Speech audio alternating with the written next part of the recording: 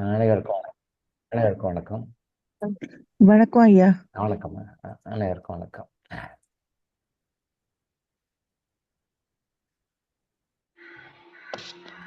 வணக்கம் ஐயா. Okay.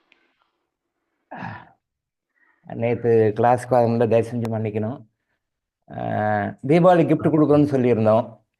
Deepavali gift கொடுக்கறதுக்கு என்ன எல்லாம் முன்னேற்பாடுகள் பண்ணணும், என்ன செய்யணுன்றதுக்காக நேற்று தொடர்ந்து ஒரு 12 மணி நேரம் சிதறல் கூட இருக்க வேண்டியதுனால வர முடியல. ஏன்னா அந்த வித்தின் 1 வீக் முன்னாடியே, தீபாவளிக்கு முன்னாடியே அனுப்பிச்சிடலாம் அப்படின்னு ஒரு ப்ரோக்ராம் நமக்கு. அந்த ஷெட்யூல் எப்படி பண்ணணும், என்ன செய்யணும், என்ன மாதிரி பண்ணணுன்றதுக்காக சிதறலோட ஒரு 12 ஹவர்ஸ் தொடர்ந்து அவங்க கூட இருந்ததுனால நேற்று காலைல கிளாஸ்க்கு வர முடியல, மன்னிச்சுக்கோங்க. இதை இன்னைக்கு வந்துட்டோம், ஆரம்பிச்சுக்குவோம்.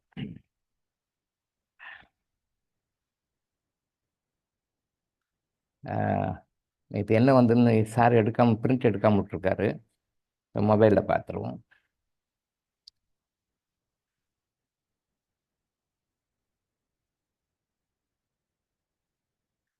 சகோதரர் ஷிபானந்த் ஒரு மெசேஜ் அனுப்பிச்சிருக்காரு.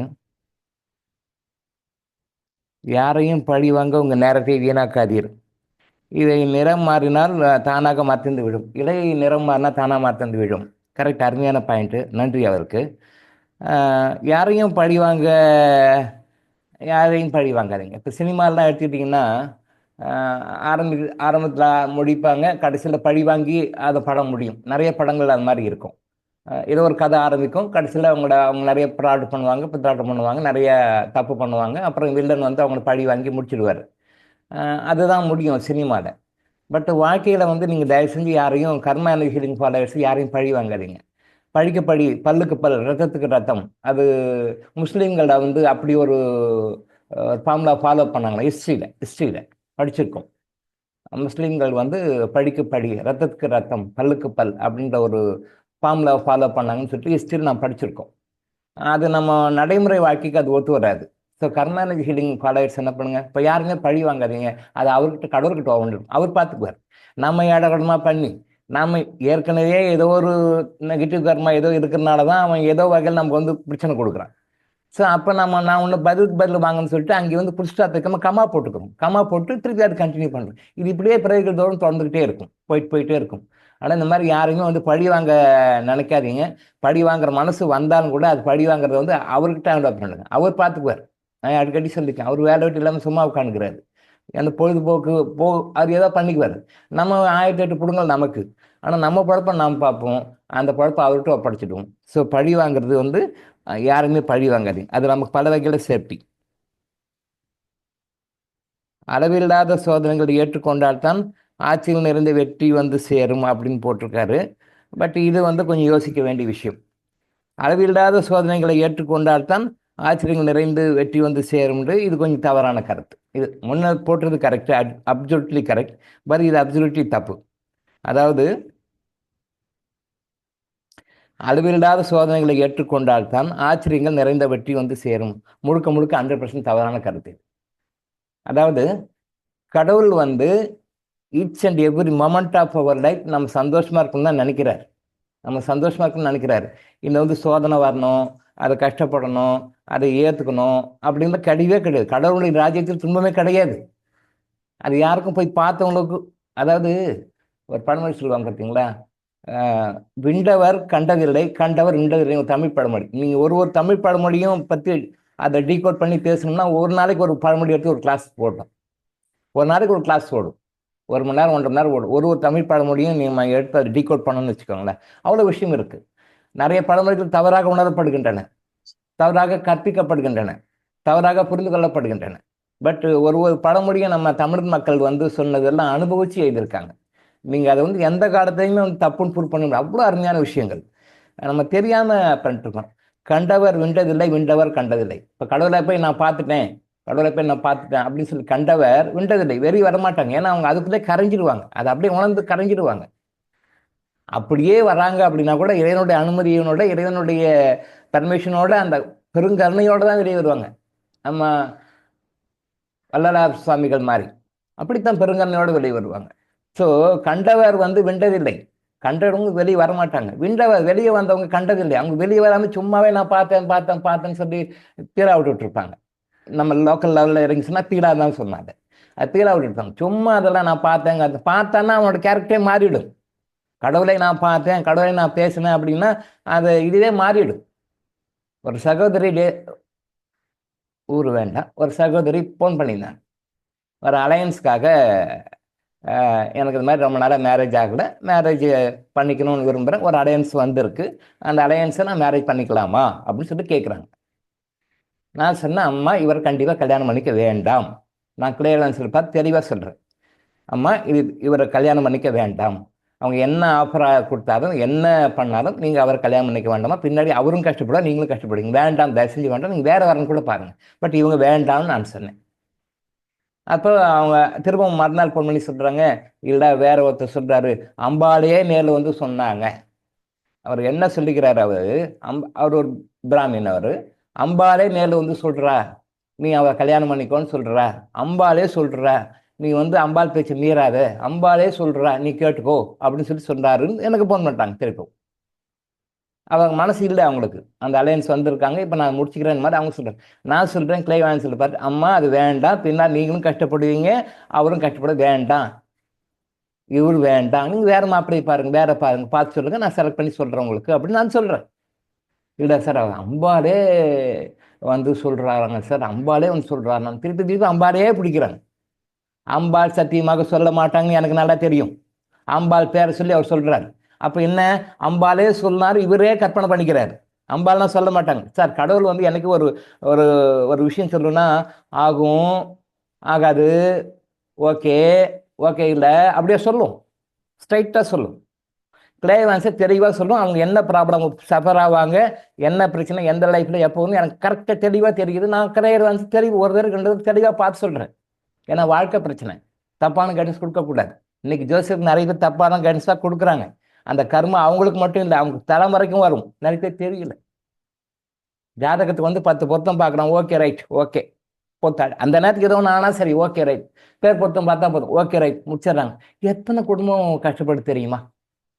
அந்த சம்மந்தப்பட்ட மணமகன், சம்மந்தப்பட்ட மணமகள், இல்லை அவங்க மேரேஜ் ஆகிட்ட பிறகு அந்த பொண்ணு, அந்த மாப்பிள்ளை, அவங்களுடைய ஃபேமிலி, இவங்களுடைய ஃபேமிலி, எத்தனை குடும்பம் பாதிக்கு தெரியுமா? அது விளையாட்டுன்னு நினச்சிட்டு இருக்காங்க, சாதாரணமான விஷயம் இல்லை. நான் அதான் சொல்லுவேன், அடிக்கடி சொல்லுவேன், திருமணம் என்பது வந்து கடவுள் அமைத்த மேடை, கடவுள் பண்ணுற ஒரு டெசிக்னேட் பண்ணி பண்ணுறாரு, அவருடைய முடிவு தலையிடாதீங்க.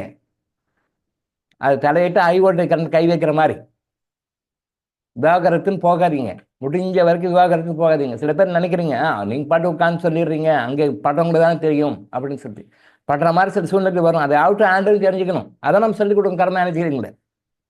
அவனை சேர்த்து வாழ வைக்கிறதுக்கு என்ன பண்ணுமோ ட்ரை பண்ணுங்க. உங்களே மீறி போனாங்கன்னா அது அவங்களுடைய கர்மா, நீங்கள் எஸ்கேப் ஆகிக்கிறீங்க. நான் நிறைய பேர் சொல்லுவேன், அதாவது டைவர்ஸ் பண்ணாதீங்க, டைவர்ஸ் போகாதீங்க, அது கடவுள் போட்ட முடிச்சு, கடவுள் ஏதோ காரணத்துக்காக போட்டிருக்காரு. அது என்ன காரணம் கேட்டால் நான் டீகோட் பண்ணி கரெக்டாக சொல்லுவேன். எந்த காரணத்துக்காக உங்களுக்கு இந்த பொண்ணை அமைச்சு கொடுத்துருக்காரு, எந்த காரணத்துக்காக உங்களை இந்த மாப்பிளையை அமைச்சு கொடுத்துருக்க, நான் கரெக்டாக சொல்லிவிடுவேன். அப்படி பாயிண்ட் 1 2 3 4 5 நம்பர் போட்டு கொடுத்துருவேன். இது இந்த காரணத்தினால தான் உங்களுக்கு இந்த கணவன் உங்களுக்கு வந்திருக்கிறார், இந்த காரணத்தினால இந்த மனைவி வந்திருக்காங்க, கரெக்டாக சொல்லிவிடுவேன் நான். இந்த மாதிரி யாரும் ஜோசி சொல்றது பார்த்துக்கோ, கல்யாணம் பண்ணிக்கோ. கடவுளை தான் அவர் பார்க்கல, அம்பால்லாம் சொல்லலை. ஆனால் அம்பாள் சொல்கிறத இவர் நினச்சிக்கிறார். இவர் நினச்சிக்கிறாரு ஏதோ தியானத்துலையோ ஏதோ மெடிடேஷன்லையோ நான் உட்காந்து கற்றுக்கிட்டேன்னு நினைக்கிறார். நான் அவருடைய சப்கான்ஷியஸ் மைண்ட் தான் சொல்லி, அம்பாள் வந்து சொல்லலை. அம்பாள் சொல்கிறாரு நீ கல்யாணம் பண்ணிக்கோன்றார். இப்போ அம்பாள் சொல்கிறாங்க கல்யாணம் பண்ணிங்கன்னா என்ன கதி ஆகும்? நான் கிளைவான்ஸில் பார்த்து தான் நடக்கும். அவரும் கஷ்டப்படுது, அந்த அம்மாவும் கஷ்டப்பட்டு, லைஃப் எல்லாம் கஷ்டமாக இருக்கும். இவர் அம்பாள் சொன்னாலும் இவர் போய் சேர்ந்துருவார். ஆன பிறகு என்ன பேசி என்ன ஆக போகுது? இப்படி தான் தப்பாக பண்ணிட்டு இருக்காங்க. கடவுளுடைய நோக்கம் ஒரு ஆத்மாவும் சந்தோஷமாக இருக்கணுன்ற மட்டும்தான், கஷ்டப்படணுட்டு கிடையவே கிடையாது. அது தயவு செஞ்சு மாற்றிங்க. அது நம்ம வந்து நிறைய பேர் மனசில் அது அந்த காலத்தில் அப்படியே பழகிட்டாங்க. கஷ்டப்பட்டு சம்பாதிச்ச பணம், கஷ்டப்பட்டு படித்த படிப்பு, கஷ்டப்பட்டு பில்டப் பண்ண அந்த நிறுவனம், கஷ்டப்பட்டு கட்டினேன் வீடு, அந்த கஷ்டப்பட்டுன்ற வேர்டை யூஸ் பண்ணாதீங்க. கஷ்டப்பட்டுன்ற வேர்டை கடவுள் கொண்டு வரவே இல்லை. கடவுளுடைய சாம்பிரதாயத்தை உள்ளே போய் பார்த்தா தெரியும், பார்த்தவங்களுக்கு தெரியும். நான் பார்த்தனால நான் சொல்கிறேன். அது ஏன் கண்டவர் கொண்டதில்லை, நீ போய் சொல்லுன்னா நம்மளை அலோவ் பண்ணால் நம்ம வரோம், இல்லைன்னா நம்ம வரமாட்டோம். அப்படியே மெல்ட் ஆகி அப்படியே மெர்ஜ் ஆகி உள்ளே போயிடுவோம். நான் கடவுளை பார்க்காதவங்களாம் கடவுளை பற்றி பேசினால தான் இன்னைக்கு கடவுளுக்குன்னு ஒரு ஒரு தெளிவான இதுவே இல்லாமல் போச்சு. இதெல்லாம் கடவுள்ன்றோம், கல்ல கடவுள்ன்றோம், மண்ணை கடவுள்ன்றோம், பார்க்கறதெல்லாம் கடவுள்ன்றோம், தேவையெல்லாம் முன்னு ரொம்ப டான்ஸர் குலதெய்வம்ன்றோம். தப்பு தப்பா கடவுள்னா என்னன்னு தெரியல. அதை கர்மாந்திரியாக சொல்லி கூட புரிஞ்சுக்கோங்க. ஸோ அம்பால்லாம் வந்து சொல்லலை. அந்த பேச்சு கேட்டு அந்தமா கல்யாணம் பண்ணிங்கன்னா நிறைய பரிதாபமான நிலைமையாக போகும். இப்போ அம்பாள் சொல்கிறான்னு சொல்கிறது தப்பு. அதே மாதிரி தான் உதாரணம் சொல்கிறேன், சோதனைகள் தான் ஏற்றுக்கணும்னு அவசியமே கிடையாது. சோதனை வரவே தேவையில்லை. ஆனால் வருதுன்னா அது எப்படி எக்ஸிக்யூட் பண்ணுற வழியை பார்க்கணும். பட் இது பெருமையாக எடுத்துக்கூட அளவில்லாத சோதனைகள் ஏற்றுக்கொண்டால்தான் ஆச்சரியம் நிறைந்த வெற்றி வந்து அப்படிலாம் ஒன்றும் கிடையவே கிடையாது. நீங்கள் ஒரே லைஃப்பில் திருச்சி செய்ய வேண்டிய நீங்கள் செய்ய வேண்டிய ஒன்றே ஒன்று நான் பல தடவை சொல்லிக்கிறேன். இன்றைக்கி எவ்வளோ குட் கர்மா சம்பாதிச்சோம், இன்றைக்கி எவ்வளோ பேட் கர்மா நியூட்ரிஸ் பண்ணுறதுக்கு என்ன பண்ணோம், நம்மளுடைய பேட் கர்மா நியூட்ரிஸ் பண்ணுறதுக்கு என்ன பண்ணோம், ஏதோ பண்ணிக்கிறோம், பூமிக்கு வந்திருக்கிறோம், அந்த பர்பஸ் சரி பண்ணி என்ன பண்ணோம், இது ரெண்டை மட்டும் கான்சென்ட்ரேட் பண்ணால் போதும். குட் கர்மா செய்யறதுக்கு என்ன உண்டோ அதை செய்யணும், பேட் கர்மா கிளியர் பண்ணுறதுக்கு என்ன உண்டோ இது ரெண்டு மட்டும் செய்யுங்க சார். உங்களுக்கு தேவையான கதவு தட்டி வரும் சார். சேலஞ்ச் பண்ணி சொல்கிறேன். நீங்கள் எதுவுமே தேடி பார்க்கணும், உங்களை தேடி வரும், உங்களை தேடி வரும். தட்டுங்கள் திறக்கப்படும், கேளுங்கள் கொடுக்கப்படும். அது சாதாரண மக்களுக்கு. கர்மாலஜி நீங்கள் ஃபாலோ பண்ணவங்களுக்கு அப்படிலாம் கிடையாது. தட்டாமலே கொடுக்கப்படும், கேட்காமலே கொடுக்கப்படும். ஸோ இது வந்து முழுக்க முழுக்க தவறானது. உங்கள் மைண்ட்லேருந்து எடுத்துருங்க.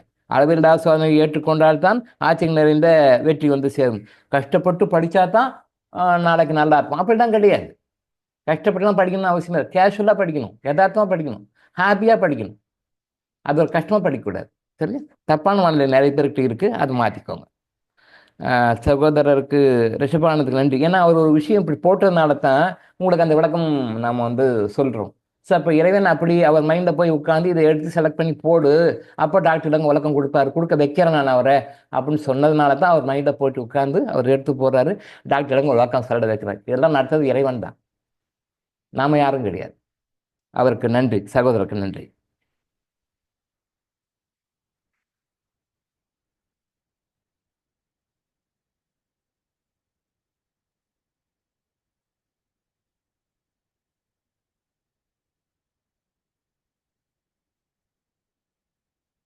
கிறிஸ்டலும் படியும் ஒன்றான ஒரு சகோதரர் கேட்டுக்காரு, கான்செப்ட் பண்ணியிருக்கிறீங்க, கரெக்டு தான். அதாவது வந்து ஸ்படிகம் அப்படின்றதும் கிறிஸ்டனும் ரெண்டும் ஒன்று தான், வெவ்வேறு கிடையாது. ஸ்படிகம்ன்றதும் கிறிஸ்டனும் ரெண்டும் ஒன்று தான். கிறிஸ்டன் வந்து இங்கிலீஷில் சொல்கிறோம், ஸ்படிகம்னு சொல்லிட்டு அது வந்து சமஸ்கிருத மொழி சொல்லுவாங்க.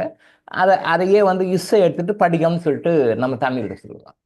தமிழில் வந்து படிகம்னுவாங்க, இங்கிலீஷில் வந்து கிறிஸ்டன் சொல்லுவாங்க, சமஸ்கிருதத்தில் ஸ்படிகம்னு சொல்லுவாங்க. ஸ்படிகலிங்கம்னு அவர் இருக்குன்னு சொல்லியிருக்கார் இல்லையா? ஸ்படிகலிங்கம்னு எல்லா கோயிலையும் இருக்குது, பார்த்துருப்பீங்க. ஸ்படிகலிங்கம்னு இருக்குது. ஆனால் கிறிஸ்டலிங்கம்ன்றது அது அதே இதுதான், நம்ம கிறிஸ்டலிங்கம்னு சொல்லுவோம். கிறிஸ்டலிங்கம்லாம் இல்லை, ஸ்படிகலிங்கம் இருக்குது. நான் அடிக்கடி சொல்லுவேன், இறைவனை காப்பி அடிங்க, தெய்வத்தை காப்பி அடிங்கன்னு சொல்லுவேன். இறைவனை காப்பி அடிங்க அப்படின்னு சொல்லுவோம். இறைவன் ஏன் வந்து கிறிஸ்டலில் போய் செஞ்சுருக்குறாங்க? ஸ்படிகலிங்கம் எத்தனையோ இருக்குது. மார்க்கத்தில் செய்கிறாங்க, கல்லில் செய்கிறாங்க, மட்டலில் செய்கிறாங்க. ஏன் ஸ்படிகத்தில் செய்கிறாங்க? ஒரு காரணம் இருக்கும் இல்லையா? ஸ்படிகம் நம்ம சொல்கிறோம். இறைவனை வந்து செய்யறதுக்கு எத்தனையோ இருக்குது, மண் இருக்குது, கல் இருக்குது, எத்தனையோ இருக்குது. அது ஏன் ஸ்படிகம்ன்ற கல்லில் சிவன்லிங்கத்தை செய்கிறாங்க? சிவன் கடவுளுக்கெல்லாம் கடவுள்னு சொல்கிறோம், மூத்த கடவுள்னு சொல்கிறோம். சித்தர்களுக்கெல்லாம் தலைவர்னு சொல்கிறோம். சித்தர்களெல்லாம் தலைவர் வந்து அகத்தியர், அவர்களுக்கெல்லாம் தலைவர் வந்து சிவன் சொல்லுவாங்க. சித்தர்கள் வந்து சிவன் வழியில் வந்தவங்கன்னு சொல்லுவாங்க. அது சாதாரண மக்களுக்கு அப்படிலாம் கிடையாது.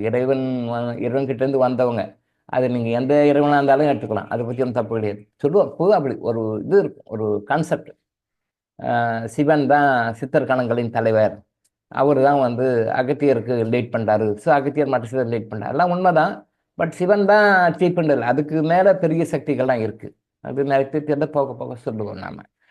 அப்போது சிவனுக்கு உண்டான அந்த லிங்கத்தை ஏன் ஸ்படிகத்தில் கிறிஸ்டலில் பண்ணாங்க அப்படின்றதுக்கு காரணங்கள் நிறைய இருக்கு, பின்னாடி சொல்லுவோம்.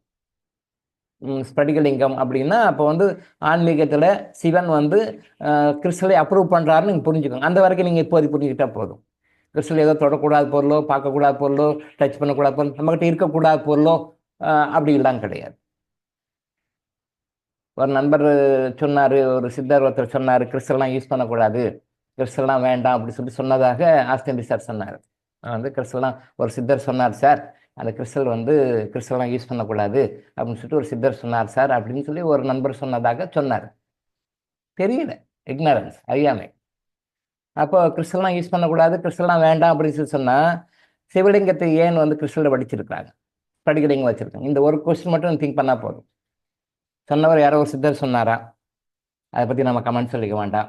அது அவங்களுடைய உரிமை. அது நம்ம யாரும் ஒன்று சொல்கிறதுக்கு இல்லை. அவங்கள தெரிஞ்சுக்குவாங்க. கலியுகத்தில் அது தெரிஞ்சுக்குவாங்க. கலியுகத்தில் போலி சித்தர்களிடம் சென்று, போலி ஆன்மீகவாதிகளிடம் சென்று, போலி சாமியர்களிடம் சென்று சில பாடங்களை கற்றுக்கொண்டு அந்த ஆத்மா அப்புறம் வந்து உண்மையான சித்தர்களிடம், உண்மையான ஆன்மீகவாதிகளிடம், உண்மையான சாமியர்களிடம் அது வரும். சித்தர்கள் வந்து சொல்லியிருக்காங்க. எந்த சித்தர்? உண்மையான சித்தர்கள் சொல்லியிருக்காங்க. இதை சொன்னவங்க உண்மையான சித்தர்கள்.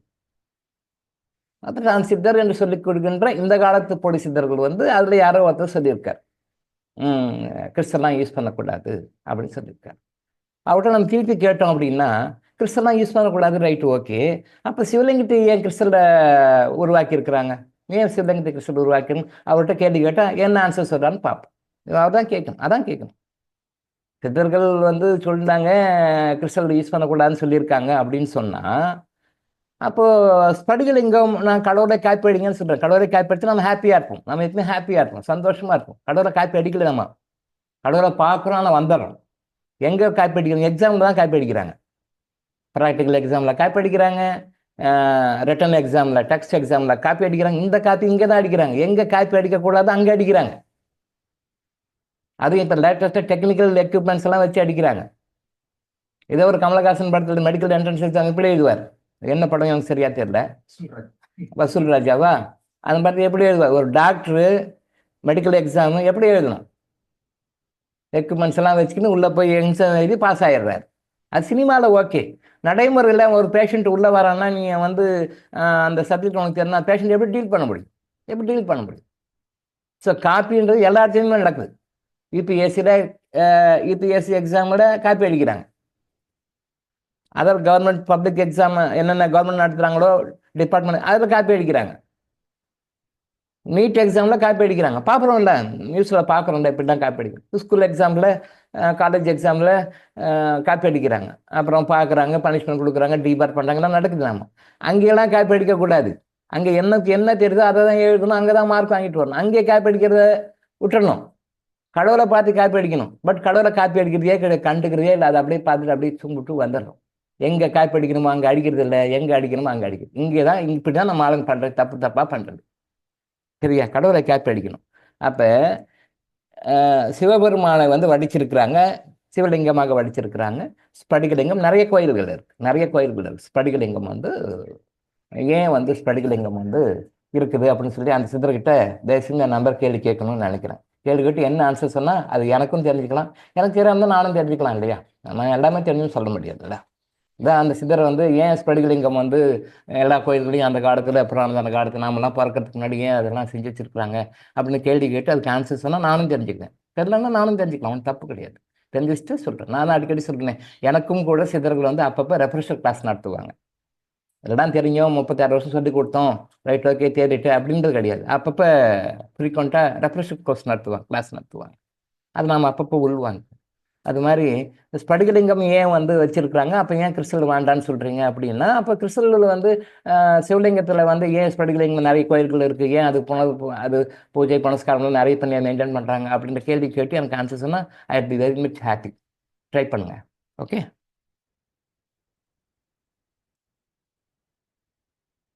நீ தேடுவதே உன்னையும் தேடுகிறது. ஒத்திசைவு, ஒத்த கருத்து, ஒத்த மனப்பாங்க. S, correct, correct. ம், ம், ம்.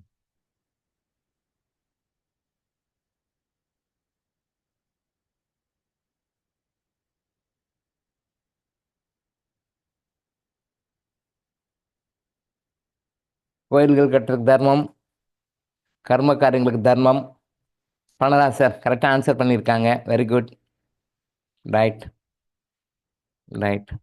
பழைய வீடியோஸ் நிறைய ரெஃபர் பண்ணிங்கனாலே உங்களுக்கு எல்லாமே ஆன்சர் வந்துடும் சார். கரெக்டு. ம்.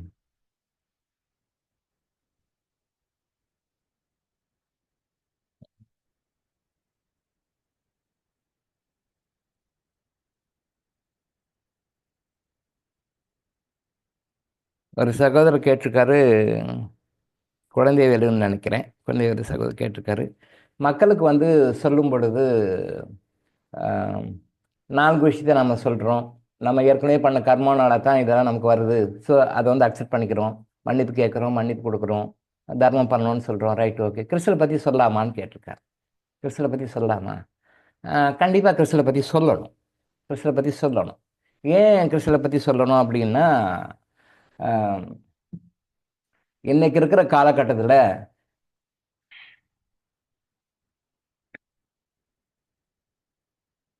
சேரிட்டி நான் பண்ணுறேன் சார். இந்த வீக்கில் கிளாஸ் எடுக்கிறேன் சார். இந்த வீக்கில் எடுக்கிறேன், நான் கண்டிப்பாக எடுக்கிறேன். பர்மிஷன் கொடுத்துட்டாங்க, பெரிய பேச சொல்லி பண்ணிட்டாங்க. பட்டு இந்த இந்த வீக்கில் பார்த்து எடுத்துறேன். கண்டிப்பாக சார். சேரிட்டி பற்றி அது ஒரு நாள் கிளாஸோ 2 நாள் கிளாஸோ போகும்னு நினைக்கிறேன். நீங்கள் எந்த அளவுக்கு புரிஞ்சுக்கிறீங்கன்னு பொறுத்து. முடிஞ்சால் ஒரு நாள் முடிக்கணும், 2 நாள் போகும். அதை பற்றி நான் கிளாரிட்டி நான் கொடுக்குறேன். கண்டிப்பாக. அப்போ அந்த கிறிஸ்தவத்தை பற்றி சொல்லலாமா அப்படின்னு இருக்கார். இப்போது இங்கே இருந்து காசிக்கு போகணும். தமிழ்நாட்டிலேருந்து காசிக்கு போகணும். அந்த காலத்துலையும் போனாங்க, தாத்தா காலத்தில் போனாங்க, முப்பாட்டம் காலத்தில் போனாங்க, அதுக்கு முன்னாடி பாட்டம் காலத்துக்கு எல்லாரும் போனாங்க. அந்த காலத்துலேருந்து போனாங்க, இப்பயும் போகிறோம். அப்போ காசிக்கு அப்போ போனவங்க என்ன பண்ணுவாங்க? நடந்து போவாங்க. நடைப்பயணம் தான். போனாங்க, திருப்பி வருவாங்கன்னு சொல்ல முடியாது.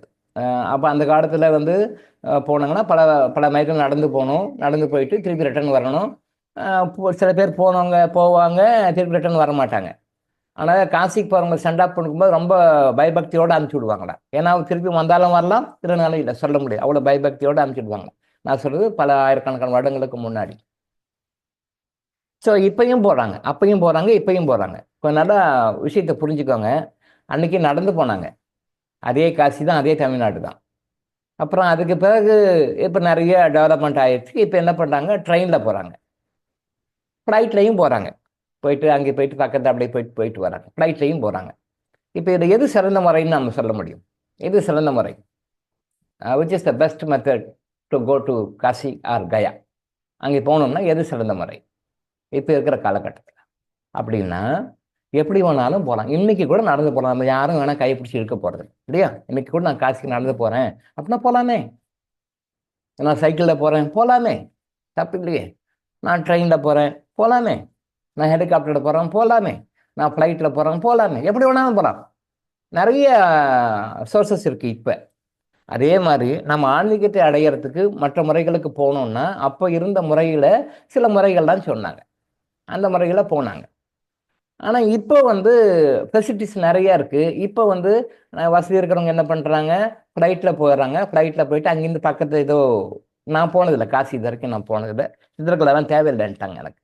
அதனால் தேவையில்லை அப்படின்னு சொல்லிட்டாங்க. அதனால் இது வரைக்கும் நான் போகல. நான் பெரும்பாலும் கோயில்களுக்கு அவ்வளோ போனது கிடையாது. எந்த சித்தர் ஜீவ சமாதிக்கும் போனது கிடையாது. இது வரைக்கும் எந்த சித்தர் ஜீவ சமாதிக்கும் நான் போனதே கிடையாது. சித்தர்கள் வருகிறார்கள். சமாதி சுற்றுறவங்கிட்ட சித்தர்கள் அருள் கொடுக்கல, சித்தருடைய அந்த தரிசனம் கிடைக்கல, இல்லை. ஆனால் நான் எங்கேயுமே போல, ஆனால் இங்கே வராங்க. நான் பெரும்பாலும் எந்த கோயில்களுக்கும் அவ்வளோ போனதில்லை. சில குறிப்பிட்ட பாடங்களை கற்றுக்கொள்வதற்காக எந்தெந்த கோயில் என்ன மாதிரி தவறுகள் நடக்கின்றன, அந்த தவறுகளை வந்து எப்படி நிவர்த்தி பண்ணணும், நாம் அந்த கோயிலில் நடக்கிற தவறுகள் எப்படி தெரிந்து நடக்கிறது, தெரியாமல் நடக்கிறது அப்படின்ட்டு சில விஷயங்களை காட்டி கொடுப்பதற்காக சித்தர் பெருமக்கள் எனக்கு சில கோயில்கள் கூட்டிகிட்டு போய் அதை நோட் பண்ணி காட்டி கொடுத்துருக்காங்க. அதுக்காக நான் போயிருக்கேன். மற்றபடி நான் போனது கிடையாது. அந்த பக்குவம் இருந்தால் இறைவன் நம்மக்கிட்ட வந்துடுவார். நான் வந்து இறைவன் நம்மக்கிட்ட வரணுன்ற கட்சி. இறைவன் நம்மக்கிட்ட வர வைக்க முடியும், நம்ம அப்படி வரணுன்ற, நம்ம போய் கடவுளை போய் தேடி ஓட வேண்டான்னு என்னுடைய கட்சி வந்து அந்த கட்சி, சித்தர்கள் கட்சி. சித்தர்கள் கட்சியெல்லாம் அப்படி தான். எந்த கட்சியும் சித்தர்கள் கட்சி. அவங்கெல்லாம் கடவுளை வர வைக்கிறவங்க. இவங்க போய் லைன் நின்று சாமி கும்பிட்றவங்க ஆளெல்லாம் கிடையாது. ஸோ நம்ம நடந்தும் போகலாம், எப்படி வேணாலும் போகலாம். நாம் ஃப்ளைட்டில் போங்கன்னு சொல்கிறோம். ஸோ ஃப்ளைட்டில் போனீங்கன்னா போயிட்டு பக்கத்தில் சீக்கிரம் போயிடலாம். அங்கேயும் பக்கம் ஏதோ போயிட்டு அங்கேருந்து ஏதோ கொஞ்சம் நேரம் ட்ராவலில் லேண்டில் போகிறாங்கன்னு நினைக்கிறேன். எனக்கு அவ்வளோ தெரியலை, நான் போனதில்லை. அப்போ ஃப்ளைட்டில் போகிறது ஈஸி. கிறிஸ்டலை யூஸ் பண்ணுறது ஃப்ளைட்டில் யூஸ் பண்ணுற மாதிரி, ஃப்ளைட்டில் போகிற மாதிரி. நீங்கள் ட்ரெயினில் போனால் கூட கொஞ்சம் லேட் ஆகும். ஸோ ஃப்ளைட்டில் போனால் ஜஸ்ட் ஒரு 4-5 ஹவர்ஸில் நீங்கள் உள்ளே போய் சேர்ந்துடலாம். ட்ரெயினில் போகிறது பிக்கப். அதனால தான் கிறிஸ்டலை யூஸ் பண்ணுங்கன்னு சொல்லிட்டோம். இந்த கிறிஸ்டலை யூஸ் பண்ண சொல்ல காரணம் வந்து அதுதான். அந்த ஃப்ளைட்டில் போகணும் போது நான் ஏற்கனவே பல வகுப்புகளில் சொல்லியிருந்தேன். 2 என்ஜின் கப்பலில் போகிற மாதிரி. கப்பலில் நடுக்கடலில் போயிட்டு இருக்கும்போது என்ஜின் ரிப்பேர் ஆகி போச்சுன்னா என்ன பண்ண முடியும்? அப்போ இன்னொரு என்ஜின் ஆல்ரெடி எக்ஸ்ட்ரா ஒரு என்ஜின் இருக்கும். அதே மாதிரி ஃப்ளைட்லேயும் அப்படி தான். இன்ஜின் ரிப்பேர் ஆகி போச்சு, என்ன பண்ண முடியும்? அங்கேருந்து கூப்பிட முடியுமா? இல்லை அவங்க தான் இறங்கி வர முடியும்? முடியாது. ஸோ அதனால் 2 கிறிஸ்டல் வச்சுக்கோங்க. ஆல்டர்னேட்டாக மாற்றி மாற்றி 2 கிறிஸ்டல் வச்சுங்க. 2 கிறிஸ்டல் வச்சுக்கோங்க. என்ஜின் மாதிரி, ஏர் என்ஜின் மாதிரி, ஃப்ளைட்டில் இருக்கிற மாதிரி வச்சுக்கோங்கன்னு சொல்ல காரணம் வந்து அதுதான். இது வந்து குயிக்காக கொண்டு போய் சேர்த்தவங்கள. அதாவது நடந்து போனாலும் போகலாம், மற்ற மோட்டரில் போனாலும் போகலாம். இன்றைக்கும் சைக்கிள் கூட போகலாம், தப்பு இல்லை. 2 வருஷம் ஆகும், 1 வருஷம் ஆகும், மெதுவாக அப்படி சைக்கிளில் கொஞ்சமாக அப்படி ஒரு ரூபா போய் சேரலாம், தப்பு கிடையாது. போக சோர்சஸ் இருக்கு. அந்த மாதிரி அப்போ போனாங்க, போகிற காலத்தில் அப்போ போனாங்க. பட் இப்போ சித்தர்கள் பெருமக்கள் வந்து நமக்கு வழிகாட்டிக்கிறாங்க. கிறிஸ்டலை யூஸ் பண்ணோம்னா we are expediting our speed. We are expediting our speed in our day-to-day life, in each and every attempts. நம்முடைய வாழ்க்கை முயற்சிகளில், இன்க்ளூடிங் ஆன்மீகத்தை அடையிறதுல கூட அந்த ஸ்பீடப் பண்ணி சீக்கிரம் கொண்டு போகிறதுல கிறிஸ்டல் பெரும் பங்கு எடுக்கிறது. அதனால தான் வந்து கிறிஸ்டல் யூஸ் பண்ணுங்கன்னு சொல்கிறோம். கிறிஸ்டல் யூஸ் பண்ணுங்கன்னு சொல்கிற காரணம் வந்து அதுதான். நீங்கள் மற்றவங்களோட ஸ்பீடாக டெவலப் ஆகலாம். சாதாரணமாக வந்து சமைக்கிறத விட இப்போ குயிக்காக சமைக்கிறேன்றாங்க. சாப்பிட்றது கூட இப்போ ஃபாஸ்ட் ஃபுட் வந்துடுச்சு. சாதாரணமாக சாப்பிட்ற சாப்பாடு உயிர் வாழ்றதுக்காக நம்ம சாப்பிட்றோம். அந்த சாப்பாடு வந்து ஃபாஸ்ட் ஃபுட் ஆயிடுச்சு.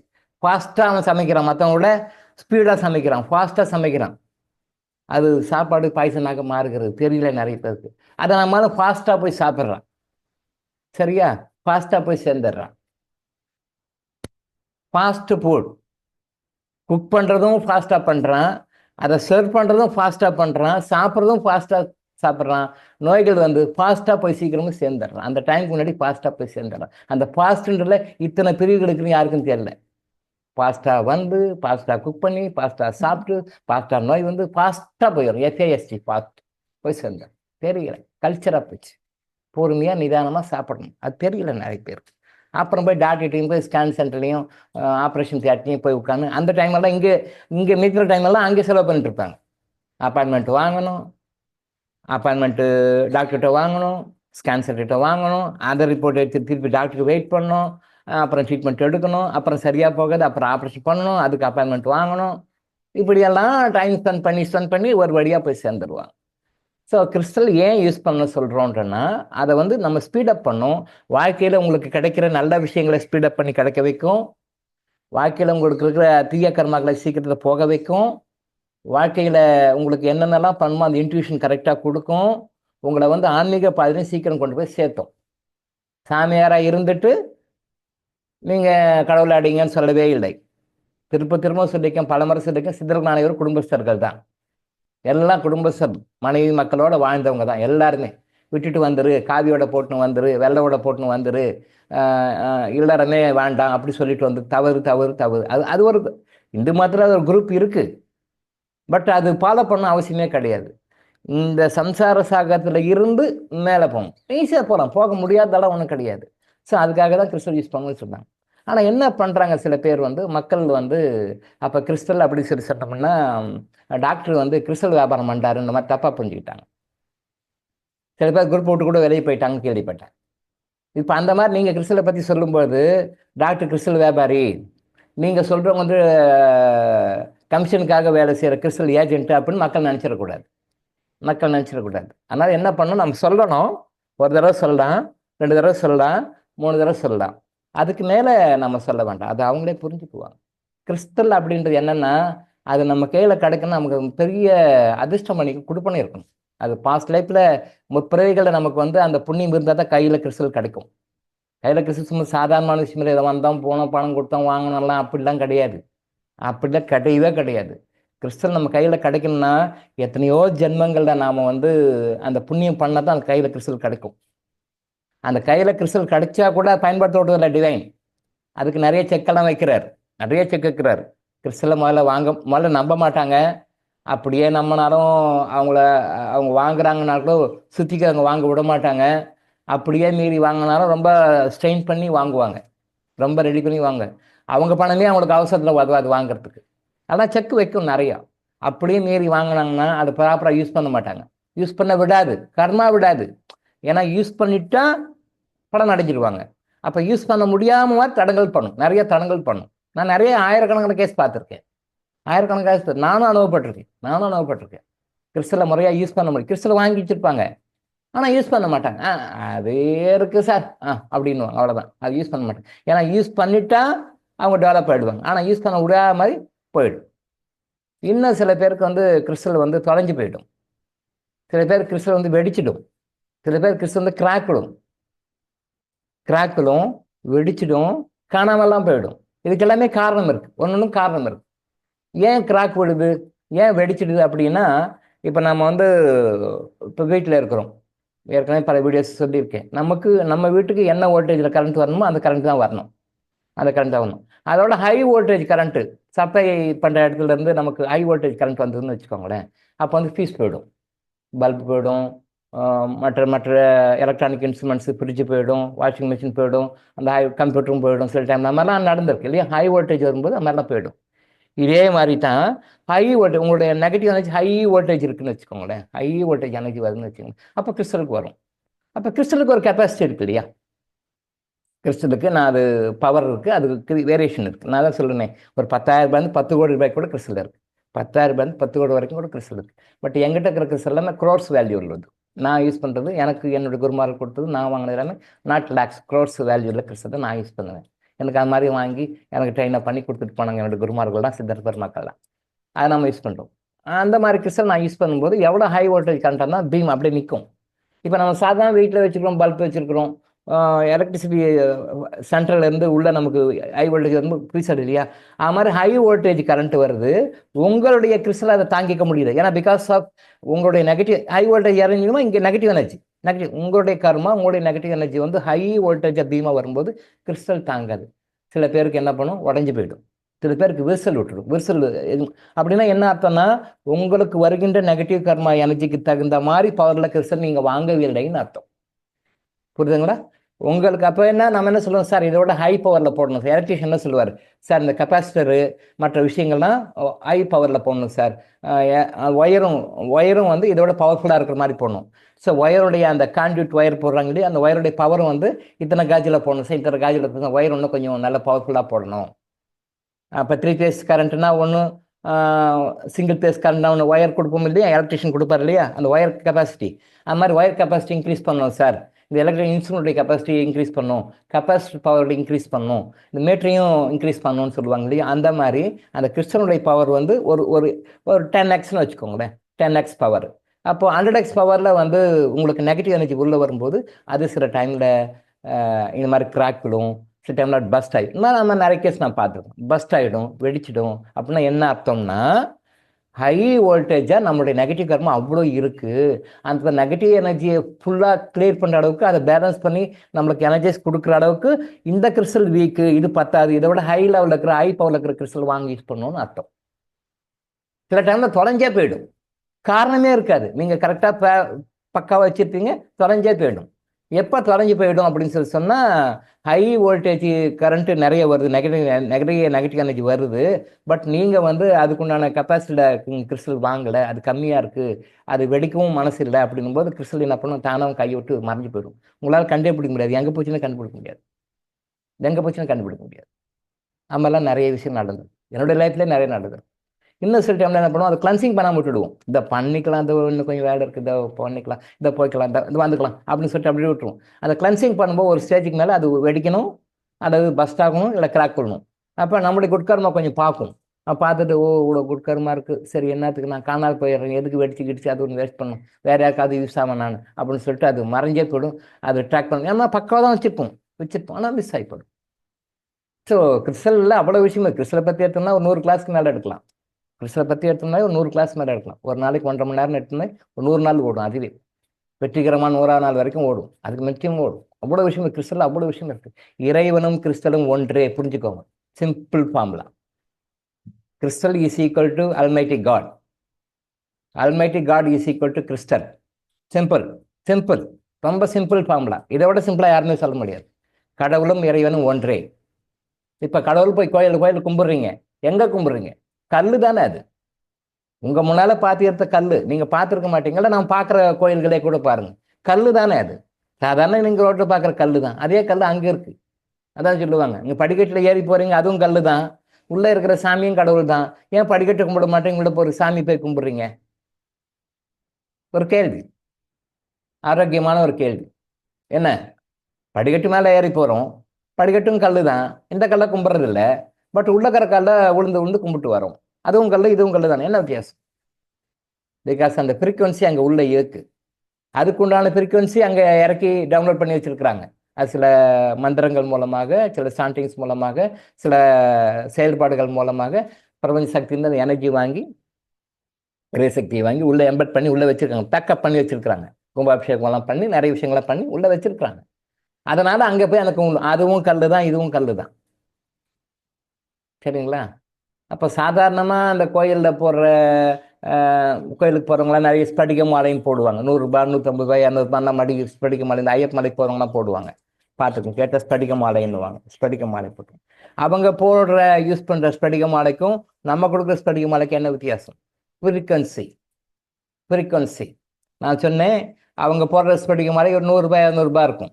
அந்த துளசி மாலை, அந்த மாலை இந்த மாலை ஏதோ வாங்கி எல்லாம் கழுத்தில் போட்டுக்குவாங்க. கார்த்திகை மாதம் வந்தால் சீசன் வந்தால் போட்டுக்குவாங்க.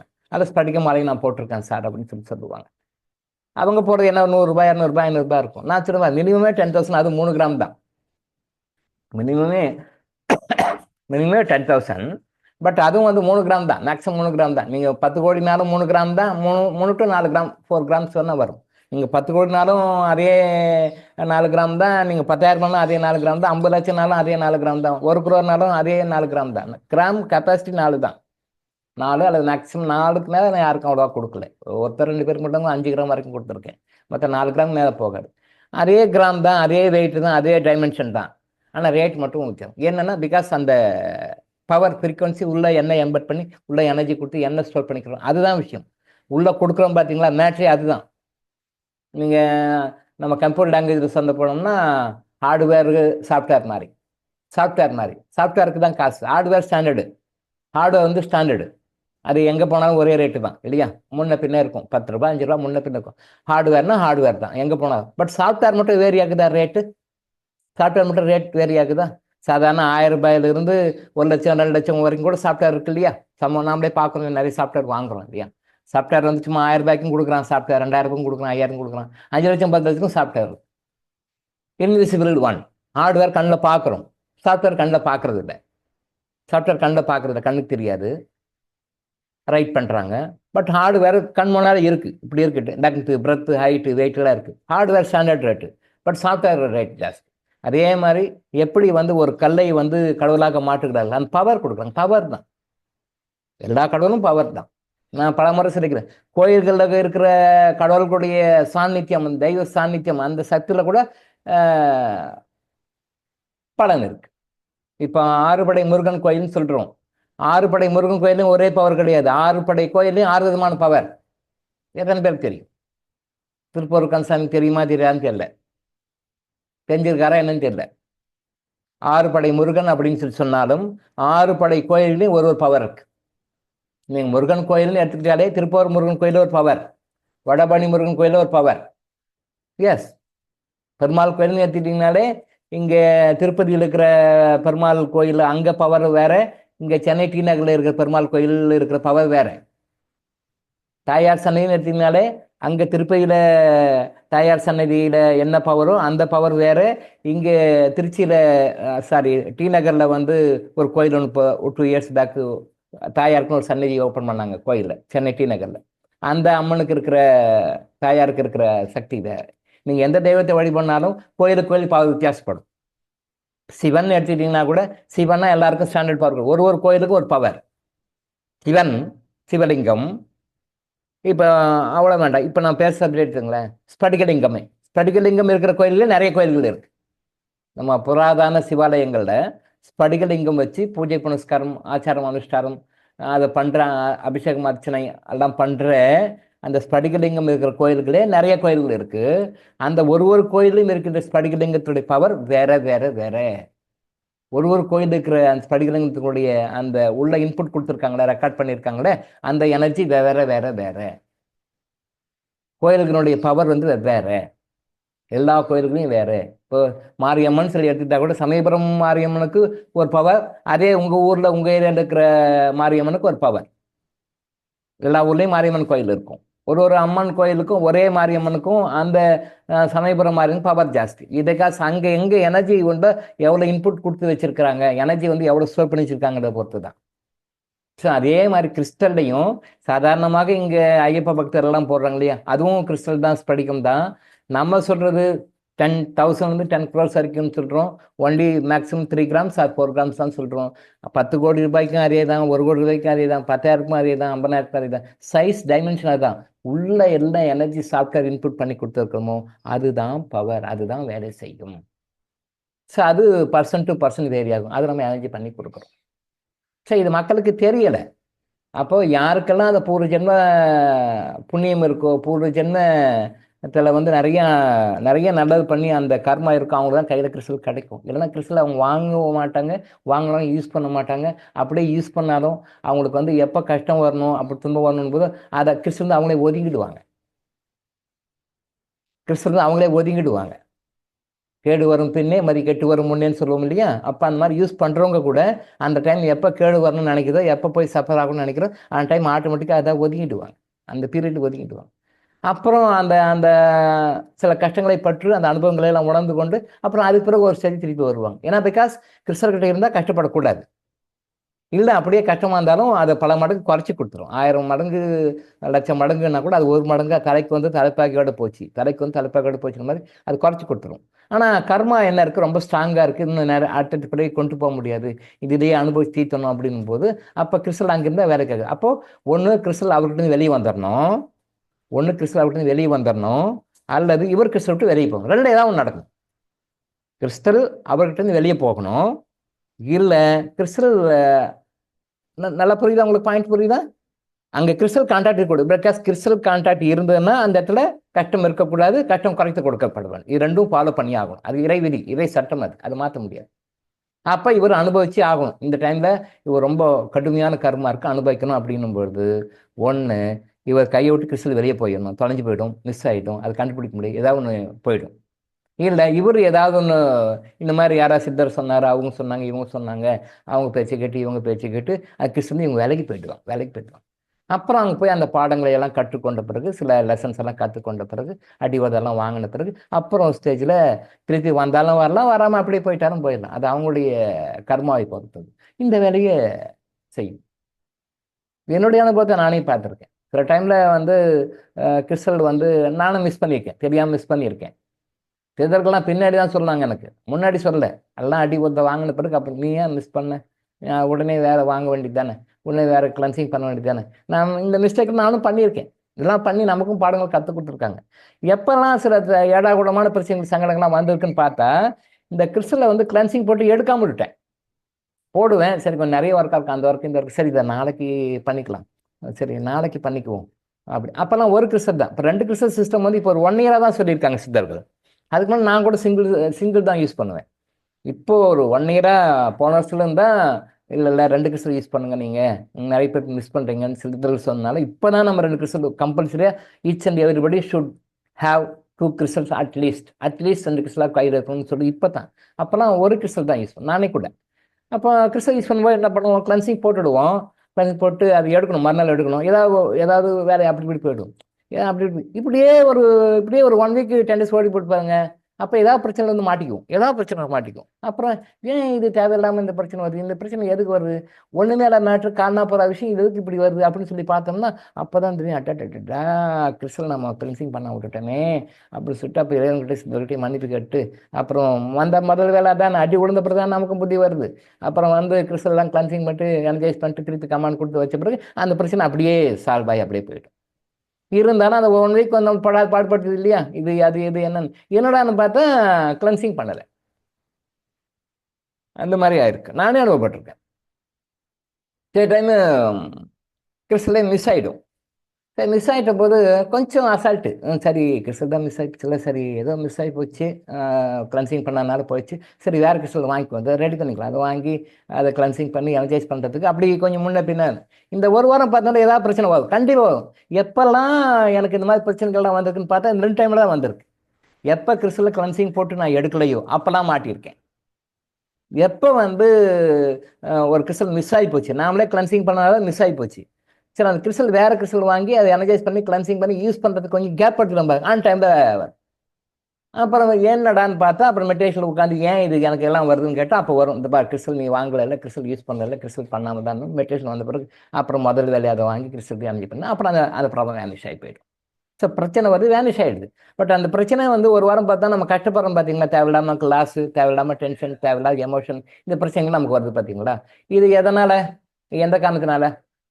பிகாஸ் ஆஃப் அவர் இக்னரன்ஸ், நாம் தெரியாமல் விட்டுறதுனால. ஸோ அந்த மாதிரி டைமில் திருப்பவும் கிறிஸ்டலை பண்ணி மாதிரி பண்ணியிருக்கோம். அந்த மாதிரி நல்லது நடக்கணும் அப்படின்னும்பொழுது அவங்க கரெக்டாக கிறிஸ்டல் யூஸ் பண்ணுவாங்க, கிறிஸ்டல் கூட இருக்கும். கெட்டது நடக்கணும் போது ஆட்டோமேட்டிக்காக கிறிஸ்டல் வெளியே போயிடும் அல்லது இவங்க வெளியே போயிடுவாங்க. இது ஹியூமன் நேச்சர் தான், தப்பு இல்லை. ஆனால் நாம் நல்லா இருக்கோம்னா அதை எப்பவுமே 2 ஆல்டர்னேட்டாக வச்சுக்கிட்டு மினிமம் 2 அந்த கிறிஸ்டலுடைய பாதுகாப்பு எடுக்கிறது நல்லது. பட் இது மக்கள்கிட்ட சொல்லும் பொழுது தயவு செய்து நம்ம ஒரு மைண்டில் வச்சுக்கணும், டாக்டர் இளங்க கிறிஸ்டல் வியாபாரி கிடையாது, டாக்டர் இளங்க கிறிஸ்டலை விற்று வியாபாரம் பண்ணணும்னு அவசியம் கிடையாது, அது எனக்கு தேவையும் இல்லாத வேலை. அதே மாதிரி நீங்கள் சொல்லும் பொழுது கிறிஸ்டலை பற்றி ஓட்டி காட்டுங்க, சொல்லி காட்டுங்க. இது எப்படின்னா காசிகையாவுக்கு போகும்போது நீங்கள் ஃப்ளைட்டில் போங்க நம்ம சொல்கிற மாதிரி காசிகையாவுக்கு போகணும்னு சொல்கிறோம். ஏன் போகணும், எதுக்கு போகணும், எப்படி கும்பிடணும், எப்படி வழிபடணும், எப்படி பண்டம் வைக்கணும், எப்படி முன்னோர்களை வழிபடணும், என்னென்ன மாதிரி விஷயத்தை விடணும், இப்போ எல்லாமே நம்ம சொல்கிறோம் இல்லையா. அந்த மாதிரி சொல்கிறது தான் நீங்கள் கர்மாலஜிகள் நீங்கள் பற்றி சொல்கிறது. அப்போ எப்படி போகணும் நாமளே சொல்கிறோம். இப்படி போங்க, எங்கள் ஃப்ளைட்டில் போனீங்கன்னா இங்கே போயிட்டு இங்கே லேண்ட் ஆகிட்டு இங்கேருந்து ஒரு 2 hours ஜேர்னி நீங்கள் காசிக்கு ஈஸியாக போயிடலாம். திருப்பி வரும்போது அங்கேருந்து 2 hours ஜேர்னி ஏர்போர்ட் பண்ணிட்டு ஏர்போர்ட்டு சென்னை வந்துடலாம் அப்படின்னு சொல்லி நம்ம கிறிஸ்டலை பற்றி சொல்கிறோம். ஏன்னா அப்போ தான் அது முழுமை பெறும், அது நம்ம சொல்கிறோம். அவங்க நீங்கள் டாக்டர்களுடைய ஏஜென்ட்டு, கிறிஸ்டல் விற்கிற ஏஜென்ட் நினைக்காத வரைக்கும் நாம் அப்படி சொல்லணும். அப்படியும் மீறி அவங்க நினச்சிங்கன்னா அதுக்கு நாம் பொறுப்பு இல்லை. ஏன்னா இறைவனுக்கு தெரியும் நாம் உண்மையிலே இது வியாபாரம் பண்ணுறோமா இல்லை மக்கள் சமுதாயம் முன்னுக்கு வர்றதுக்காக அவங்க கட்டங்களை விடுபடுறதுக்காக நம்ம வழி சொல்கிறோமான்னு இறைவனுக்கு தெரியும். சர்டிஃபிகேட் இறைவன் தான் கொடுக்கணும், இவங்க நமக்கு கொடுக்க தேவையில்லை. இவங்க நமக்கு சொல்லி ஆக போகிறது ஒன்றும் இல்லை. டாக்டர் கிறிஸ்டல் வியாபாரம் பண்ணுறாரு, அவருடைய மோட்டிவ் கிறிஸ்டல் சேல்ஸ் பண்ணுறது தான் அப்படின்னு சொல்லிட்டு ஒரு வெளிநாட்டிலேருந்து ஒரு ஆர்டிசம் பிரச்சனைக்காக வந்தார். அவர்கிட்ட சில விஷயங்கள்லாம் சொன்னேன். கிறிஸ்டலை பற்றி நான் பேசலை, சில விஷயங்கள்லாம் சொன்னேன் அவர்கிட்ட. இப்படி பண்ணுங்க சார், அதெல்லாம் அக்செப்ட் பண்ணிட்டா ஓகே. பட் அவர் டாக்டர் கிறிஸ்டல் வியாபாரம் பண்ணுறாரு, அதனால் நான் இருக்க மாட்டேன்னு சொல்லிட்டு குறிப்பிட்டு இருப்பேன். அவர் குழந்தை ஆர்டிஸ்டில் கஷ்டப்பட்டுட்டு இன்னும் 3 தலைமுறை, இது 1 2 3 இன்னும் 3 தலைமுறைக்கும் அவர் ஆர்டிஸ்டில் தான் இருக்கணும், அவங்க குழந்தைக்கு வாரிசுகள் போது நம்ம சொல்கிற பேச்சு கேட்பாரா? வந்தார், கேட்டார், போயிட்டார். அது அப்படி தான், அது கர்மம் அப்படி தான் பண்ணணும். ஏன்னா நம்மக்கிட்ட வந்துட்டா கிளிக் பண்ணிவிடுவோம். அப்போ நம்மக்கிட்ட வராமல் இருந்தால் தான் அந்த 3 ஜென்ரேஷன், இந்த ஜென்ரேஷன் 1, அடுத்த ஜென்ரேஷன் 1, அடுத்த 3 ஜென்மத்துக்கு அவங்க அந்த ஆர்டிசம்லேயே அந்த ஃபேமிலி வரணும். அதனால் அவர் வெளியே போயிட்டார். அதுதான் நேச்சர். கர்மா கரெக்டாக அவங்களை வழி நடத்தி கொண்டு போயிடும். நம்ம இங்கே யார் குட் கர்மா இருக்கோ வர்றவங்களுக்கு சொல்லி கொடுத்தா போதும். அதனால் நம்ம கிறிஸ்டலை பற்றி சொல்லணும், கண்டிப்பாக சொல்லணும், அவருடைய வேலையை புரிஞ்சுக்கிட்டு சொல்லணும். அது அவங்க ஒரு முத்திரை குத்துறாங்க, இந்த டாக்டர் ஒரு கிறிஸ்டல் வியாபாரி, டாக்டருக்காக நீங்கள் இவ்வளோ விஷயத்தெல்லாம் சொல்கிறீங்க, நீங்கள் கிறிஸ்டல் வியாபாரியோட ஏஜென்ட் அப்படின்னு அவங்க நினச்சிக்கிட்டோம். உண்மை அது இல்லை. அதுக்காக நம்ம கவலைப்பட வேண்டாம். இறைவனுக்கு தெரியும், நமக்கு சர்டிஃபிகேட் கொடுக்க வேண்டியது அவர் தான். இவங்கெல்லாம் நமக்கு நல்லவன்னு சொல்லி ஆக போகிறது ஒன்றுமே இல்லை. நிறைய பேர் சொல்லுவாங்க, டாக்டர் நீங்கள் எதை பற்றியும் கவலைப்பட மாட்டீங்க, யார் என்ன சொன்னாலும் கமாண்ட், யார் சொன்னாலும் கவலைப்பட மாட்டீங்க, எடுத்துவிட்டு போயிட்டே இருக்கீங்க. அன்னைக்கு கூட திருப்பூர் சகோதரர் கூட நான் ஏன் விளக்கம் சொன்னேன், என்ன ஏதாவது ஒரு வார்த்தை சொல்லியிருந்தாருன்னா அது கண்டுக்கவே மாட்டேன். அது அப்படியா, ஆமாங்க, ரைட்டுங்க, கரெக்ட் தான் போயிட்டே இருக்கேன். அது சகோதரர் ரமணிச்சந்திரனை ரொம்ப வேற விதமாக சொல்லி அவர் மன்னிப்பு கேட்குற அளவுக்கு கொண்டு விட்டார். அவர் பொறுமையாக அந்த கர்ம விதியை கரெக்டாக ஃபாலோ பண்ண அவர் மன்னிப்பு கேட்குறார். இவர் பக்கம் அவருக்கு இல்லை. பிறகு இவரோட அவர் பெரியவராக இருப்பான்னு நினைக்கிறேன், வயசில் பெரியவராக இருப்பான்னு நினைக்கிறேன். இவருடைய பக்கம் அவருக்கு இல்லை காட்டுகிறது. ஸோ அதை ஒரு கிளாரிஃபிகேஷன் கொடுத்து எல்லாருக்கும், ரமணிச்சந்திரன் சாருக்கு வந்த அந்த அனுபவத்தின் மூலமாக எல்லாருக்கும் ஒரு தெளிவு கொடுக்கணுன்றதுக்காக தான் அன்னைக்கு ஃபுல்லாக ஒரு நாள் கிளாஸ் போச்சு, 2 நாள் கிளாஸ் போச்சுன்னு நினைக்கிறேன். அந்த தெளிவு கொடுக்கறதுக்காக தான், அது ஒரு அண்டர்ஸ்டாண்டிங், தெளிவு வர்றதுக்காக தான். பட் அவருக்கு அந்த புரிதல் இல்லை. ஸோ அப்போ யார் என்ன சொல்கிறாங்களோ நமக்கு ஒன்றும் அவசியம் இல்லை. நாம் எப்படி இருக்கிறோம், கடவுளுக்கும் நமக்கும் தான் அண்டர்ஸ்டாண்டிங். நான் அடிக்கடி சொல்லுவேன், கடவுளுக்கும் உங்களுக்கும் மத்தியில் யாரையும் அலோவ் பண்ணாதீங்க, யாரையுமே அலோவ் பண்ணாதீங்க. நீங்கள் ஃப்ரீயாக இருங்க. அவர் தான் உங்களுக்கு சர்டிஃபிகேட் கொடுக்கணும், நல்லவரா கெட்டவரா, நாம் ஃப்ராட் பண்ணுறோமா, பத்திராட்டம் பண்ணுறோமா, கோல்மால் பண்ணுறோமா, இல்லை உண்மையிலேயே நம்ம கிறிஸ்டல் வியாபாரம் பண்ணுறோமா, இல்லை ஜென்யூனாக சொல்கிறோமா, உண்மையிலே நீங்கள் அவங்க ஏஜென்ட்டா, நீங்கள் இல்லையா, நான் மக்கள் நல்லதுக்காக சொல்கிறோமா, இல்லை ஆதாயத்தை எதிர்பார்த்து சொல்கிறோமா அப்படின்றது கடவுள் தான் நமக்கு சர்டிஃபிகேட் கொடுக்கணும். இவங்க சர்டிஃபிகேட் கொடுத்து நமக்கு ஒன்றும் ஆக, இவங்க நல்லவன் சொன்னாலும் ஆக போகிறது ஒன்றும் இல்லை, கெட்டவன் சொன்னாலும் ஆக போகிறது இல்லை, எதுவுமே சொல்லாமல் நியூட்ரலாக சொன்னாலும் ஒன்றும் ஆக போகுது. இவங்களால் நமக்கு ஆக போகிறது பைசா இல்லை, ஒன்றுமே இல்லை. ஆனால் இவங்களுக்கு இம்பார்ட்டன்ஸே கொடுக்காதீங்க. கடவுள்கிட்ட பாருங்க. நான் அதுதான் பார்ப்பேன். நான் தான் யாரை பற்றியும் கவலைப்பேன். யார் சொல்கிற கமெண்ட்டு, யார் சொல்கிற நல்லவனாலும் அப்படியான்ட்டு போய் நேர்ந்துருவேன், கெட்டவனாலும் அப்படியான்ட்டு போயிடுவேன். ஐயோ நீங்கள் ஃப்ராட் சார் அப்படியா ரைட்டுன்னு போயிடுவேன். கவுண்டர் வேணால் கொடுத்துருக்க மாட்டேன். அப்படியா நாம் ஃப்ராடா ஜென்யூனா நம்ம எவ்வளோ சின்சியராக இருக்கிறோம் என்னன்ட்டு கடவுள் பார்த்துக்க 24 hours நம்மளை விஜிலன்ஸ்லேயே வச்சுருக்காது. நான் தான் சொன்னேன் அடிக்கடி, நம்ம ஆடியோ வீடியோ முதற்கொண்டு எல்லா ரெக்கார்டும் மனசு என்ன நினைக்க மட்டும் ரெக்கார்ட் இருக்கு, என்ன நினைக்கிறோம் என்ன பேச மட்டும் ரெக்கார்ட் இருக்கு. அவர் அவ்வளோ தெளிவாக இருக்கும்போது அப்போ நாம யாரையும் கவலைப்பட தேவையில்லை. யாரை பற்றியும் கடவுளை மட்டும் சர்ச் பண்ணி கடவுள்கிட்ட மட்டும் கரெக்டாக இருக்கு. நம்ம மனசாட்சி விட பியூரிஃபைடு. மனசாட்சின்னு சொல்கிறாங்க நிறைய பேர், மனசாட்சிலாம் கிடையாது. இவன் பண்ணுறது சரின்னு மனசாட்சி நினச்சிக்கிறான். மனசாட்சி படி பேசு, மனசாட்சி படி பேசு. மனசாட்சிலாம் யாருக்கும் இடம் கிடையாது. அதனால் சும்மா நம்ம ஏதோ மனசாட்சி சொல்லணும், மனசாட்சிலாம் கிடையவே கிடையாது. இவன் செய்யற தப்ப நியாயப்படுத்திக்கலாம், அது மனசாட்சின்றான். அது எப்படி மனசாட்சி? ஒரு பொருளை ஏமாற்றக்கூடாது, சீட் பண்ணக்கூடாதுன்னு நம்ம சொல்லும்போது அவன் சீட் பண்ணுறான். தெரிஞ்சே தான் சீட் பண்ண, தெரிஞ்சே தப்பு பண்ணுறான். கேட்டால் மனசாட்சி இது கரெக்டாக அதை ஜஸ்டிஃபை பண்ணுறாங்க. நீங்கள் யாரை பாருங்க எடுத்து பாருங்க, எந்த தப்பு செய்யணும் அதை ஜஸ்டிஃபை தான் பண்ணுவான். நான் செஞ்சது கரெக்டு, நான் செஞ்சது பக்கா, நான் அது ஒன்றும் தப்பு கிடையாதுன்னு ஜஸ்டிஃபை தான் பண்ணுவான். நீங்கள் பெரும்பாலும் பாருங்க 100% கேஸ் உங்கள் லைஃப்லேயே பாருங்கள். உங்கள் லைஃப்லேயே உங்களுக்கு தெரிஞ்சவங்கெல்லாம் பாருங்கள், சர்க்கிளில் பாருங்கள், ஃபேமிலி சர்க்கிளில் பாருங்கள், யார் தப்பு செய்ய தப்புன்னு ஒத்துக்கவே மாட்டாங்க. அதை நியாயப்படுத்துறதுக்காக முழு முயற்சி பண்ணுவோம். அந்த எனர்ஜியை அப்படி ஸ்பெண்ட் பண்ணுவாங்க. அதை ஜஸ்டிஃபை பண்ணுறதுக்காக 5 நிமிஷம் மேட்ரு ஜஸ்டிஃபைக்கு 5 நாள் கூட எடுத்துக்குவாங்க. அதை நியாயம் நியாயம் நியாயம்னு பண்ணுவாங்க. அதை ஒத்துக்கவே மாட்டாங்க. அது பிகாஸ் ஹியூமன் நேச்சர் அப்படி. இந்த மாதிரி குணங்களை தான் போக்கணும்னு கடவுள் சொல்றாரு. இந்த மாதிரி குணங்களை போக்கிட்டோம்னா நமக்கு நோய்கள் இருக்காது, பண பிரச்சனை பொருளாதார பிரச்சனை இருக்காது, உறவுகள்லாம் அருமையா இருக்கும். இதுக்கெல்லாமே காரணம் இருக்கு. இது எல்லாமே கம்பைன் பண்ணது. இதெல்லாம் நம்ம உள்ள வச்சுக்கணும். இதெல்லாம் எப்படி வரும்? நல்ல கடவுள் கொடுக்குற அருள் எப்படி வரும்? வராது. ஓட்ட பாத்திரம் மாதிரி தான் எல்லாம் போயிட்டே இருக்கும், வேஸ்ட்டாக போயிட்டு. அப்புறம் கடவுள் அனுப்பு இல்லை, கடவுள் நம்மளை கண்டுக்கலான்னு சொல்லிட்டு. அதனால் கிறிஸ்தலை பற்றி நீங்கள் தயவு செஞ்சு கண்டிப்பாக சொல்லுங்கள். அதை சொல்லணும், சொல்ல வேண்டிய கட்டாயம் அது. இதெல்லாம் பண்ணணும். காசுக்கு எப்படி போகணும், எப்படி வரணுன்றது நம்ம சொல்கிறோம் இல்லையா? மற்ற காசி ப்ரொசீஜர் போகிறது வர்றது, ஏன் போகணும், எதுக்கு போகணும்னு சொல்கிறது மாதிரி வழியும் சொல்லணும். அப்போ வழியை சொல்லணும். கேட்டுக்கிட்டோம், கேட்டுக்கிட்டா விட்டுடுங்க, அது அவங்களுடைய இது, அது அவங்களுடைய கர்மாவை பொறுத்தது. ஆனால் சொல்ல வேண்டியது கடமை கண்டிப்பாக சொல்லணும். தயவு செஞ்சு கண்டிப்பாக சொல்லணும். சரியா? அப்புறம் டைம் ஆகி போச்சு. அதனால் காலையில் எடை பற்றி பேசிட்டு இருந்தோம், 2 நாளாக பிரேக் ஆகி போச்சு. காலையில் எழணுன்றது தான் அடிப்படையான விஷயம். ஏன் மற்றதை விட எல்லாத்துக்கும் இதுக்கு நம்ம திருப்பி திருப்பி சொல்கிறோம், உங்களுக்கு புரியாது. அது என்ன சார் காலை இடத்துக்கு இதுக்கு என்ன சார் சம்மந்தம், காலை இடத்துக்கு இதுக்கு நீங்கள் நம்ம சொல்கிற அந்த 3 விஷயங்களுக்கும், ஆரோக்கியத்துக்கும் சரி, செல்வ வளத்துக்கும் சரி, அன்பான உறவுகளுக்கும் சரி, 3த்துக்கும் காலை இடம் மிக முக்கியமான காரணம். இதை நம்ம அடுத்தடுத்த வகுப்புகளில் சொல்லுவோம். காலையில் எழ முடியல ஏன் சார்? அதுக்கு உங்களுடைய கர்மாதான் காரணம். இதை புரிஞ்சுங்க. காலையில் எழ முடியலன்றதுக்கு பல காரணங்கள் சொல்லுவாங்க. ஒருத்தருக்கு ஒரு ரீசன் சொல்லுவோம். ஒரு 10 பேர் எக்ஸாம்பிளுக்கு எடுத்து நீங்கள் ஒரு ரீசன் சொல்லுங்க, ஏன் உங்களால் காலையில் எழ முடியலன்னா ஒருத்தருக்கு ஒரு ரீசன் சொல்லுவோம். 1 சொல்லலாம், 2 சொல்லலாம், 3, 10 ரீசன் கூட சொல்லுவாங்க. இந்த காரணங்களால் என்னால் காலை எழ முடியவில்லை, இந்த காரணம் காலை எந்த காரணங்களால காலை எழ முடியலனாலும் because it is due to our past life karmas. கர்மா தான் உங்களை காலைல எழவிடாமல் பண்ணணும்.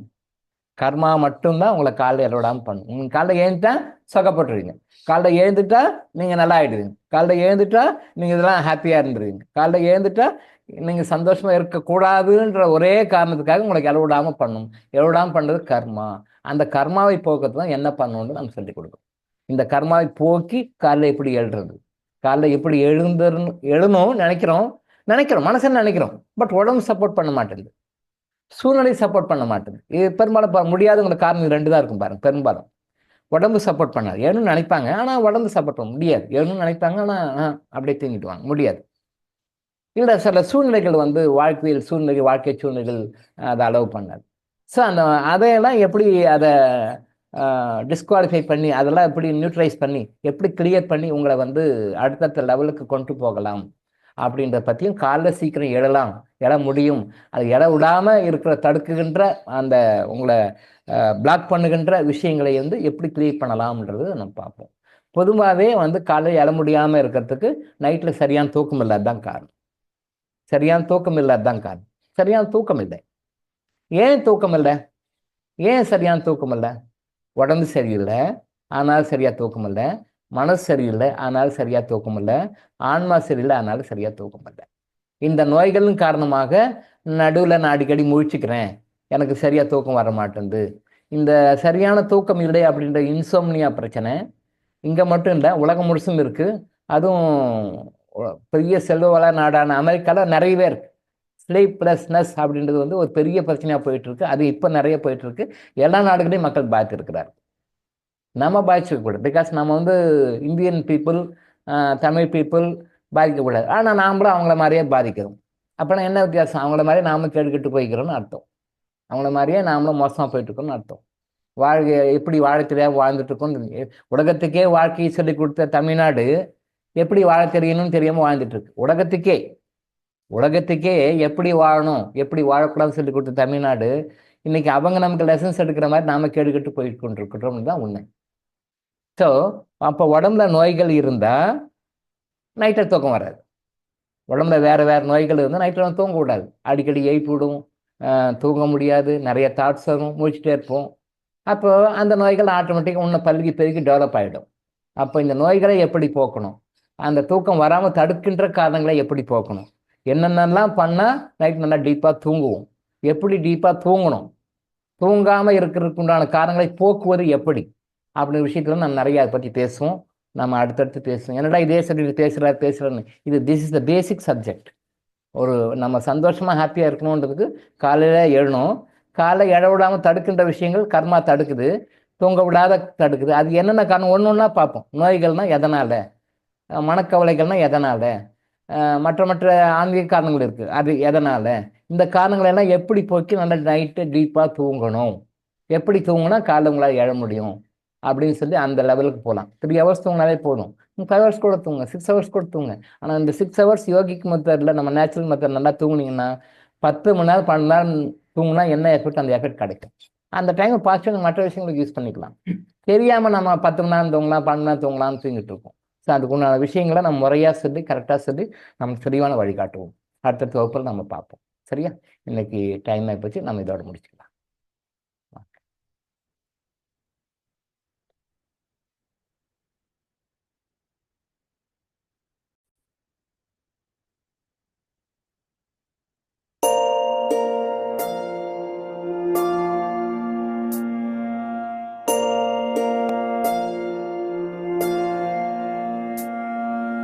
கருவாக்கி உருவாக்கி எனையாண்டு காத்தருளும் இறைவா நன்றி. எங்கும் நிறைந்தோனே, எல்லை இலாதானே, எங்கேயும் எப்போதும் என் குலம் காப்பவனே.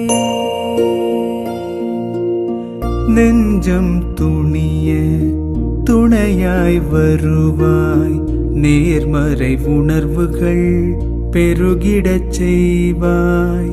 உடலில் உறுதியை பெரிதாய் தருவாய், உனை உணரும் அறிவை என்னுள்ளருள்வாய். சுற்றமனைத்தும் காப்பவனே, செய்தொழிலில் ஏற்றம் தருபவனே, எடுத்த செயலில் வெற்றி கொடு, என் ஆற்றல் பெருகிட அருளை கொடு.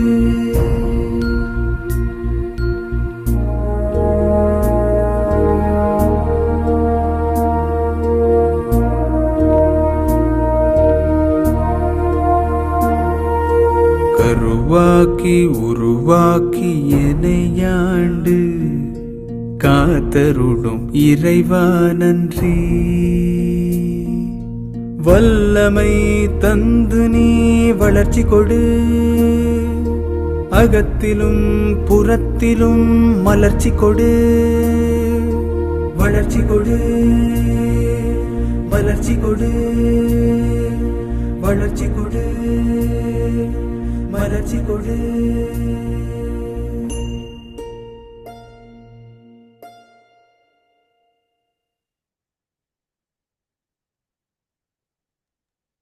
நன்றி ஐயா. நன்றிங்க ஐயா. நன்றிங்க ஐயா. மிக்க நன்றிகள் ஐயா. நன்றி நன்றி ஐயா. ஐயா.